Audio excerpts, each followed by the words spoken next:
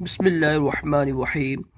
کیا فرماتے ہیں علماء دین و مفتیان شرعی اس مسئلے کے بارے میں، اگر کوئی تلاوت قرآن کر رہا ہو اور تلاوت کرنے کے دوران نبی کریم صلی اللہ علیہ وسلم کا اسم مبارک آ جائے تو کیا تلاوت کرنے والے پر درود شریف پڑھنا واجب ہے؟ اگر واجب تو اس وقت پڑھنا واجب ہے یا بعد میں پڑھنا؟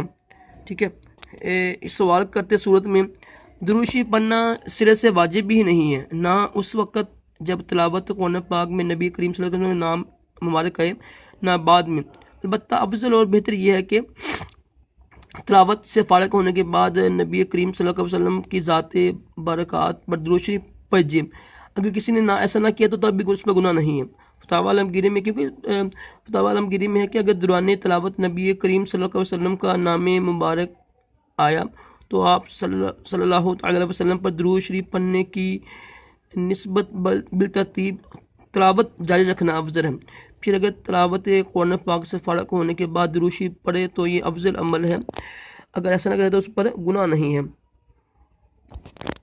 آگے ایک فتویٰ اور بھی ہے، اس کا چھوٹا سا یہ ہے، فتاوی شامیہ میں ہے کہ ترجمہ اس کا بھی یہ مضمون آیا ہے۔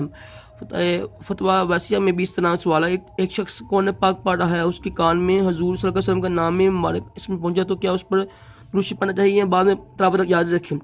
تو اس کے جواب میں مفتی فیض احمد اویسی صاحب رحمۃ اللہ فرماتے ہیں اسے چاہیے کہ قرآن پاک کی تلاوت جاری رکھیں، اس میں گرامی سننے پر درود شریف پڑھنا واجب ضروری نہیں ہے، ہاں بعد فراغت درود شریف پڑھ لے تو بہتر ہے۔